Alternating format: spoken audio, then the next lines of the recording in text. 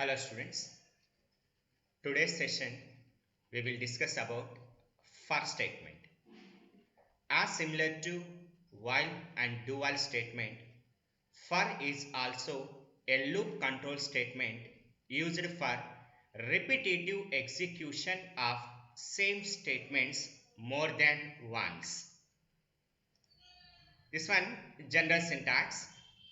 The for statement starts with the keyword for.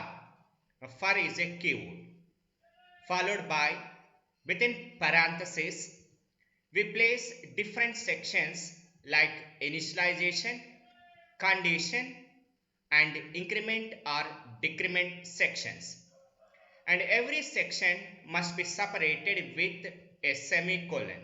Like initialization is the first section, semicolon, condition, semicolon, increment or decrement sections. Open brace. Now a set of statements are placed. Now assume these statements as block statements. End curly brace. Now it shows the syntax of for statement. Now observe the way of execution. Now whenever this format arises, now first control reaches to initialization section. In initialization section, a variable is initialized with a value. So after initializing the variable, now control reaches to condition section. Condition is evaluated and produces either true or false. If outcome of the condition is true, then control enters into block statements. Block statements are executed. Now after executing block statements, control reaches to increment or decrement section. Here the variable is incremented or decremented. So after updating the variable, now control reaches to condition section. Now again the condition is evaluated. In such a way, the repetition process is occurred in between condition, block statements and increment or decrement sections. Here, initialization works only once at the time of first time the control enters into the first statement. The repetition process is occurred only in between condition section, block statements and increment or decrement sections. Now this process is repeated until the condition becomes false. Whenever the condition reaches to false, now the control is transferred out of the loop. Okay. Now observe, when we observe the first statement with while and do while statements, all these sections, initialization, condition, increment or decrement sections, are also available in while and do while statements. In while and do while, those statements are available at different areas. But in case of for statement, all these sections are available at one particular statement, at this one. Okay? Hence, most of the users are interested to design loops with the help of for statement. Okay? Now observe this explanation once again. Here, first, control reaches to initialization section. Initialization starts with assigning a value to the variable and executes only once at the start of the loop. Then control enters into condition section. Condition is evaluated and produces either true or false. If the outcome of the condition is true, then block statements are executed by the compiler.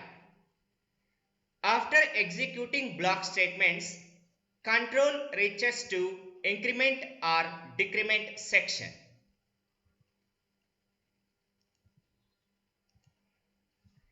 Increment or decrement section updates the control variables. After updating the control variable, again control reaches to condition section and is evaluated. This procedure is repeated until the condition becomes false. When condition outcome becomes false, then control is transferred out of the loop. Now observe students. So in first statement, first control checks for the condition, then statements are executed. Hence, first statement is a pre-test loop. First statement is a pre-test loop. Okay. Now, the same program. Now write a program to print first n natural numbers. Header files stdio.h and conio.h. Main function, open brace, then declaration statement int I comma n clr scr library function. Now first print a message like enter how many numbers. Now scanf function and we read n value. Now output message natural numbers are. Now we start first statement. Now for within parentheses, first one initialization section. Here I equivalent to 1. Now 1 is initialized to the variable I. Semicolon condition section. I less than or equivalent to n. Semicolon increment or decrement section. Here I plus plus refers to increment section. Open brace. Now print I value. Now end curly brace. Okay. Now implementation part completed. Now program is terminated with end curly brace. Now when we execute this program, now the result format, first it prints a message as enter how many numbers. Assume the input value is 5. Now the output natural numbers are 1, 2, 3, 4, 5. So this one for statement.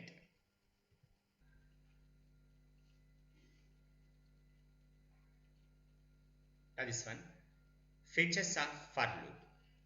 Here we consider some additional features. First one, more than one variable can be initialized at a time in the first statement. In such situations, the variables are separated with comma operator. Similarly, in increment or decrement section, more than one variable can be updated. Now observe how it should be. That is example. Now for I equivalent to 1 comma j equivalent to 5. Now this entire section refers to initialization section. Here more than one variable is initialized. Hence it is separated with comma operator. Semicolon. Now condition section, j is greater than or equivalent to 1. Semicolon. Now increment or decrement section.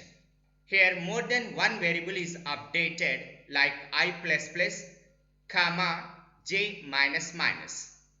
Now open brace is a new line character and we are printing I and j values. Here more than one variable is initialized, more than one variable is updated. Okay. The second one, in condition section, it may have any compound relations. Observe this example. For I equivalent to 1, comma, j equivalent to 5, semicolon. Now here in condition section, we place a compound expression. That means it is a logical expression.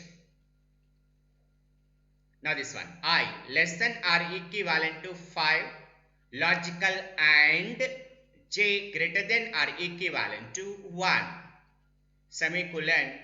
Now I plus plus comma j minus minus. Here we are printing I and j values. Now one more point. Another important feature of for loop is it is possible to skip one or more sections like initialization and increment or decrement sections. But if you omit those sections, the sections must be placed at different areas. Like initialization is placed before the first statement and variable updation is placed inside the loop. Let us example. Now I equivalent to 1, j equivalent to 5. Now first statement for open parenthesis. Now semicolon. It must be placed. Here we are not placing initialization section. Then condition checking. I less than or equivalent to 5, semicolon. Then right parenthesis. Here we skip increment or decrement section. Now open brace. Now print I and j values. Now we place I plus plus j minus minus statements. Now end curly brace. So these are the additional features supported by for statement. So students, 3 loop control statements completed: while statement, do while statement and for statement. While statement is a pre-test loop. Do while statement is a post-test loop. For statement is a pre-test loop. Okay. Now, it's another concept, nested loops. A loop control statement is possible to place within another loop control statement. Such representation is known as nested loops. Nesting means placing, including, embedding, all are same. So loop control statements can be placed within another loop control statement. Such representation is known as nested loops. Now observe this format. For I equivalent to 1, I less than or equivalent to n, I plus plus. Open brace. Let some statements. Now again we start another loop control statement. Now this one another for statement. J equivalent to 1, j less than or equivalent to I, j plus plus. Open brace. Now again some supporting statements. Now end curly brace, supporting statements and end curly brace. Here a for statement is included within another for statement. Now this for statement is known as outer loop and this for statement is known as inner loop. The inner loop is completely embedded within outer loop. Okay. Here while statement is possible to include within do while statement and for statement. A do while statement is possible to include within another while statement and for statement. Similarly, a for statement can be included within another while statement and do while statement. In such a way, we can include any number of loop control statement within another loop control statement. Here there is no any limitation. Okay. This one program. Now write a program to print multiplication tables from 11 to 20.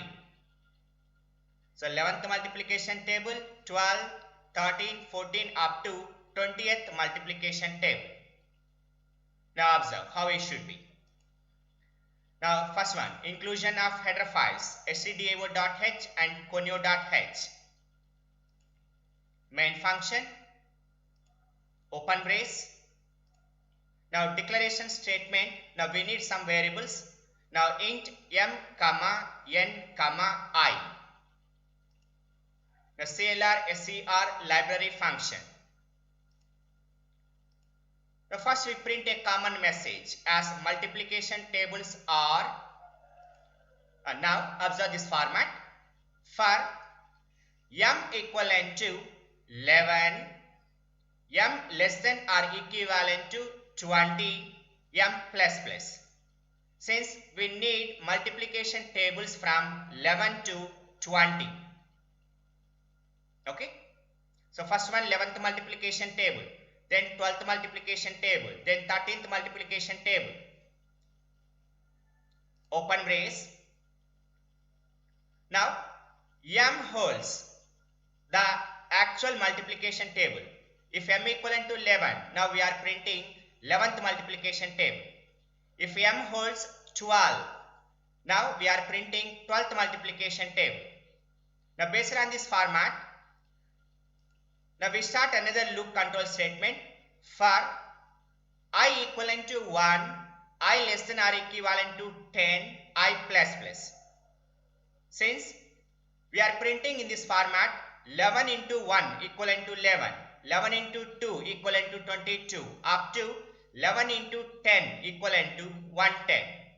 So this 1, 2, 3, 4, 5, 6, 7, 8, 9, 10. These values are stored in I. Now printing format, printf within double quotes /n is a new line character, %d into %d equivalent to %d format. Here this %d refers to m value, I refers to 1, 2, 3 up to 10. Now the result value %d becomes to m into I. So at this stage, if m value is 11, now it prints 11th multiplication table. If m is 12, now it prints 12th multiplication table. Up to m value 20, now it prints 20th multiplication table. Now finally, when m reaches to 21, now 21 is less than or equivalent to 20, false, hence we terminate from the process. Now end curly brace. The total implementation part completed, terminated, end with end curly brace. It refers to nested loops. Okay. Thank you one and all.